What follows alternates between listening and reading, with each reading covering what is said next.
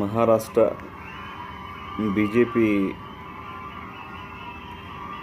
గెలవడానికి గల కారణాల్లో ఒకానొక కారణం మా పవర్ స్టార్ పవన్ కళ్యాణ్ అన్నయ్య కావడం ఒక అభిమానిగా చాలా చాలా చాలా ఆనందాన్ని కలిగిస్తుంది. ఈ విషయం